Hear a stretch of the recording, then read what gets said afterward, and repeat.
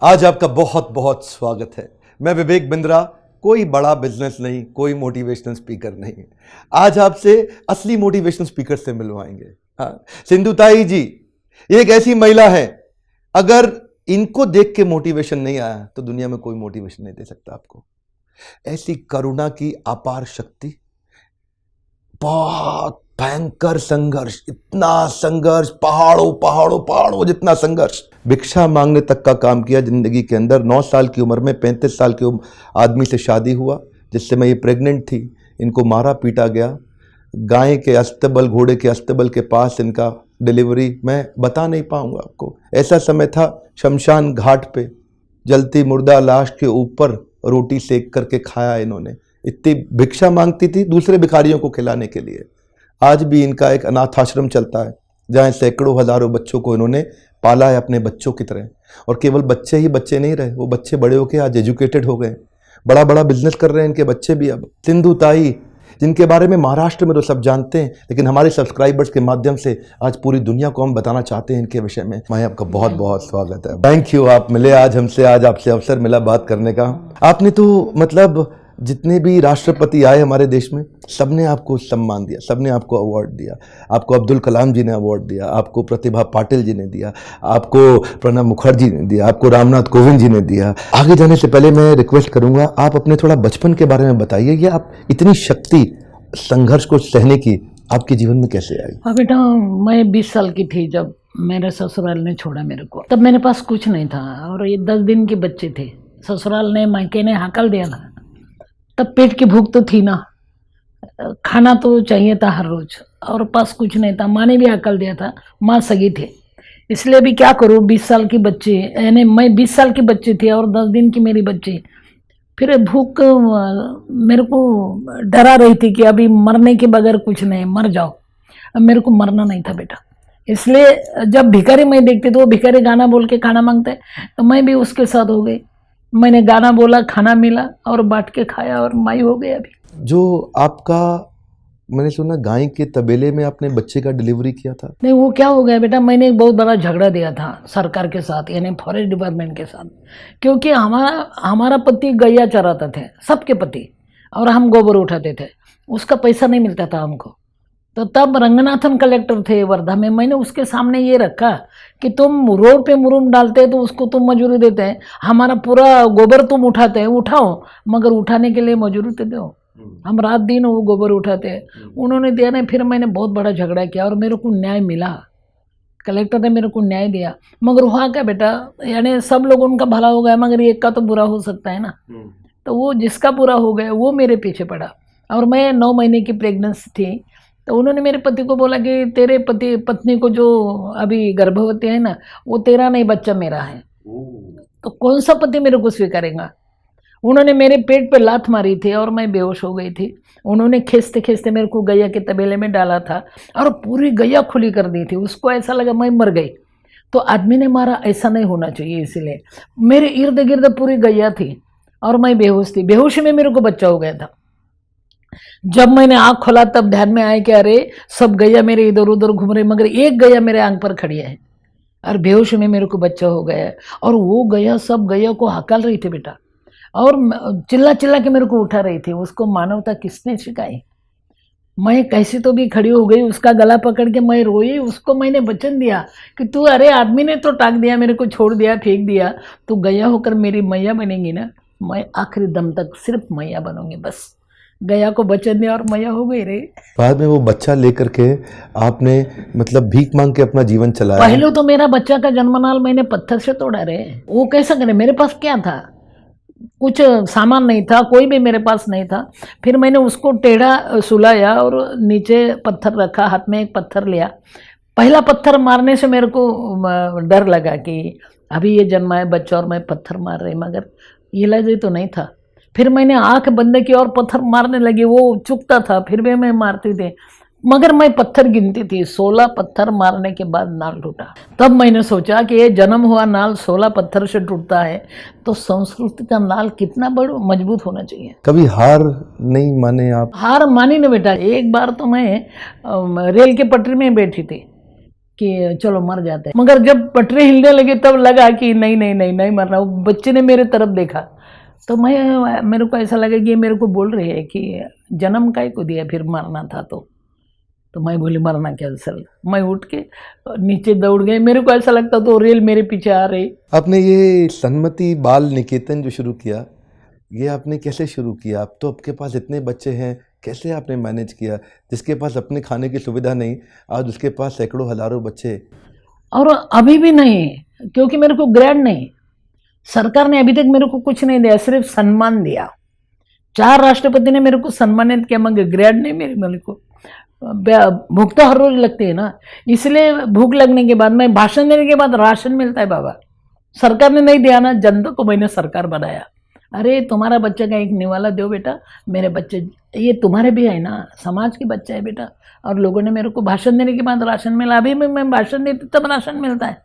और मैं गाना गाती बेटा भाषण देते समय के, हमसे न तू खाने की ना पीने की बात कर, मर्दों की तरह दुनिया में जीने की बात कर। और लोग मर्द जैसे जीना चाहते हैं ना, वही इतना ही बोलते और मांगते। आपने वास्तव में मर्दों की तरह जीने की बात करके दिखाई है। माँ, ये आपने बहुत अच्छा बोला, पर कभी कभी क्या होता है ना, ये जो हमारे व्यापारी लोग हैं बोलते हैं आजकल मंदी का दौर है और इतना मंदी आ गया है। एक तो पहले ही खुद से अंदर से कमज़ोर, फिर ऊपर से वातावरण भी कमज़ोर, तो ये हो जाता है डबल कमज़ोर। और जिसमें अगर कस्टमर इनको छोड़ दे, बिजनेस में अगर लॉस हो जाए तो उनके एम्प्लॉय भी छोड़ के भाग जाता है। बेचारे अकेले पड़ जाते हैं कभी कभी व्यापारी लोग। हमारे देश में किसान की फिर भी थोड़ी बहुत चर्चा हो रही है, पर यह व्यापारी जब सुसाइड करने चला जाता है तो उसकी कोई चिंता नहीं करता। मैं चाहता हूँ आज ये व्यापारी जब बिल्कुल अकेला पड़ जाता है, हारा हुआ महसूस करता है, तो आपकी ज़िंदगी के अनुभव बड़े गहरे हैं। आपको अगर इनको मोटिवेट करना हो तो आप क्या सुझाव देना चाहेंगे? कैसे ताकत आए इनके अंदर? बेटा एक दिन ऐसा आता है कि दिए में तेल नहीं होता, अंधेरा छा जाता है बेटा, तब तुम्हारे आंसू डालो उसमें, हारना नहीं। आंसू की जो चौ होती है ना, वो खारी होती है, मीठी नहीं होती रे। ये मीठा और खारा तो साथ में चलता है बेटा। कल के बाद खुदा के हाथ जीना चाहिए। मंजिल बहुत दूर है, मंजिल बहुत दूर है, जाना वहाँ जरूर है। रास्ता मुश्किल है, अरे मरना मंजूर है, मगर औरों के लिए, खुद के लिए नहीं। जो और जिनो दे बेटा, खड़ा हो जाओ अपने पैर पर। अरे सुबह तुम्हारी है। ये कोई कवि नहीं है, ये कोई शायर नहीं है, ये वो है जिन्होंने अपनी ज़िंदगी को जिया है, सैकड़ों हजारों लोगों की ज़िंदगी बनाई है। बहुत बच्चे आपने पाल लिए। अब तक कितने बच्चे आपके आश्रम में आए? 250 दामाद है अभी। यानी 50 बहुए है और 750 पुरस्कार है। आपने तो देखे, मगर पुरस्कार की रोटी नहीं बनती ना। मुझे तो खाली पता लगा है कि शमशान में आपने रोटी खाई थी, आपको तो खानी पड़ी। हमें तो पता लगने पे आज रोंगटे खड़े हो जाते हैं। ये किस परिस्थिति में आए थे आप जो आपको ऐसा? रात को मैं शमशान में क्यों जाती, कि मेरे को मालूम था मरने के बाद शमशान में जाते और रात को कोई नहीं आते। जिंदाबाद अपना बाप का घर शमशान, इसलिए मैं शमशान में जाती। जिस दिन मैंने रोटी शमशान में जला हुआ मुर्दे के ऊपर भून के खाई, उस दिन मैं बहुत डर गई थी, क्योंकि हर रोज मैं शमशान में रहती थी मगर मेरे को डर नहीं लगता था। मगर जिस दिन मैंने रोटी खाई उस दिन मेरे को बहुत डर लगता था, क्योंकि ऐसा लगता था पूरा माहौल मेरे को ऊपर खड़ा है, मेरे को बोल रहा है कि ये अधिकार हमारा है खाने का। तुम यानी आदमी हो, तुम बाई हो, तुम हमारा कायदा बंद किया। और पूरे इतने जोर जोर से चिल्ला रहे थे, पशु पक्षी, कुत्ते भौंक रहे थे। मेरे को बहुत डर लगता था बेटा। और मैं सोच रही थी कि अभी क्या करूं, अभी क्या करूं। उसको बाजू में किसी ने मुर्दा गाड़ा था बेटा, वही दिन, वो सब ताज़ा ही था। उस दिन मेरे को ऐसा लगा कि वो गाड़ा हुआ मुर्दा वो मिट्टी से बोल रहा है, सिंधु ताई हर गई, थक गई तू, मिट्टी में मेरे को गाड़ा है। जिंदगी भर तो मैंने बहुत कुछ किया, मगर आज मिट्टी में जा रहा है मैं, और तू मरने के लिए घबर रही है। अरे सभी को तो जाना है। तो मेरे को ऐसा लगा वो मुर्दा वो मिट्टी को बोल रहा है कि ऐ लहेद अपने मिट्टी से कह दे, यानी लहेद ने गाड़ने को खुद लेला खड्डा। ऐ लहेद अपनी मिट्टी से कह दे, दाग लगने न पाए कफन को। आज ही हमने बदले हैं कपड़े, आज ही हम नहाए हुए हैं। पूरी जिंदगी की नहाया नहीं, अभी समाज ने मेरे को नहाया, नए कपड़े भी डाले। तेरी मिट्टी को बता, वो जरा गंदे हो जाएंगे। जो मुर्दा खत्म होने के बाद मिट्टी को बोलता है कि संभालना, नए कपड़े डाले हैं। और मेरे को तो कपड़े ही नहीं, नए नहीं, पुराने ही नहीं। तो फिर जिसको नहीं है उसके लिए जिंदगी जीना चाहिए अभी। तब मैंने सोचा कि नहीं, मरना नहीं, डरना भी नहीं, पीछे मुड़ना भी नहीं, कुछ करना है। बहुत सुंदर। महाराष्ट्र में मैं देखता हूँ लोग आपको बहुत मानते हैं, मराठी लोग आसपास जहाँ देखते हैं लोग आपका इतना सम्मान करते हैं, हर आदमी आपसे मिलता है, माई माई माई आपके पाँव छूता है। सबने देखा है आपने इतना किया गरीब बच्चों के लिए, सबके लिए। मैं जो बाकी देश के लोग अब आपको धीरे धीरे जान रहे हैं, उनको आप थोड़ा मोटिवेट करिए कि कैसे संघर्षों से लड़ना चाहिए। बेटा अंधेरा तो हर दिन आता है, अंधेरा तो हर दिन आता है। तुम अंदर का दिया जलाओ बेटा, बहुत अंधेरा है रे, मगर अपना दिल जलाओ बेटा, तुम्हारा उजाला तुम निर्माण करो। ऐट हमको जीना है और इतना उजाला निर्माण करो कि सब तुमको ढूंढते आ जाएंगे और बोलेंगे हम भी तुम्हारे हैं, हम भी तुम्हारे हैं। ये तो मैंने किया है। उजाला के पास मत जाना बेटा, तुम्हारा उजाला निर्माण करो, पूरी दुनिया तुमको देखेंगे कहाँ है वो उजड़, चलो देखना है उसको। मैंने वही किया। ये एक बेटा आपके आश्रम का, तुषार के माँ बाप नहीं थे और तुषार भी इन्हीं के आश्रम में पला और आज इतना सुंदर काम कर रहे हैं। आज तुषार ने मेरे को अपनी इन्हीं के आश्रम में रहते रहते मेहनत करके अपना बिजनेस खड़ा किया और अपनी खुद की गाड़ी BMW में मेरे को लेने के लिए आए। तो मैं देख के इतना हैरान हुआ कि इन्होंने अनाथ बच्चों को भी इतना ऊपर लेके गया। क्षमा चाहता हूँ, कठोर वर्ड है, अनाथ नहीं, इनकी माँ है ना जो माई हमारे साथ में बैठी है। तुषार आपके पास आया, तेरे पास आया और बहुत बड़ा हो गया रे। उन्होंने क्या धंधा निकाला मालूम है? वो गाड़ी धोने का धंधा निकाला। और मेरे को बिंद्रा साहब ने बोला मेरे को धंधा करने का। मैं अभी क्या करूं, पैसा तो है ही नहीं। तो मैं बोले बेटा गाड़ी धोते धोते कलेजा भी धोना सीखो। आज इनका प्रोफेशनल कार क्लीनिंग का बिजनेस है। प्रोफेशनल कार क्लीनिंग के इन्होंने शोरूम्स खोले हैं, मतलब इसको बोलते हैं आउटलेट, और फ्रेंचाइजी मॉडल पे उसको आगे लेके जा रहे हैं। इसको बोलते हैं असली स्कूल। ये स्कूल हमारा नहीं है, ये माई का स्कूल है। जिस माई के स्कूल में ऐसे बच्चे आए हैं। हाँ बेटा, ऐसे बहुत बच्चे हैं। मगर सबसे बड़ी बात मैंने ये किया कि जो पति ने मेरे को हकल दिया मैंने उसको माफ़ किया बेटा। और ये पहली बार हुआ होगा शायद कि ससुराल वाले ने पत्थर मार मार के मेरे को हकाला और मेरे को फूल डाल डाल के बुलाया। और मेरे सत्कार में मेरे पति रो रहे थे कि मैं पति के पास गई, उसका हाथ मैंने हाथ में लिया, मेरे पल्लू से उसकी आँख पोंछी और मैंने बताया रो रहे आप, आपने मेरे को छोड़ा तब मैं रो रही थी ना। अभी कोई बात नहीं, 50-50। मैंने तब रोआ, आप अभी रोए। अभी यहाँ खोखते चिकते मत पड़ो, मेरे पास चलो। आपकी हालत बहुत बुरी है। मेरी साड़ी फटी थी, अभी आपकी धोती फटी है। मगर मेरी एक अट है, पति बन के मत आओ, बच्चा बन के आते हैं। मैं आपकी माँ होना चाहती हूँ, बस एक ही रिश्ता है मेरे पास अभी, माँ बनना। और मैंने मेरे बेटों को बताया कि बेटा इन्होंने मेरे को नहीं छोड़ा होता तुमको माँ मिलती रहे, अभी उनके तुम माँ बाप हो जाओ बेटा। उन्होंने तुमको माँ दिया, अभी उनकी सेवा करो। 5 साल मेरे बच्चे ने सेवा की, अभी गए बरस भगवान के घर गए और मैं सिर्फ माँ रहेगी पीछे, बस जीना है अभी। बहुत से आपने मेरे मोटिवेशनल वीडियो देखे होंगे ना, बाउंस बैक करना है, बाउंस बैक करना है, लेकिन हर वीडियो के बाद कुछ एक्शनेबल होना चाहिए। तुषार जैसे लोग आगे बढ़े, तुषार जैसे बच्चे इन्हीं के आश्रम से आगे बढ़े। तो मैं आज एक अपना छोटा सा बिट करना चाहूँगा, कंट्रीब्यूशन।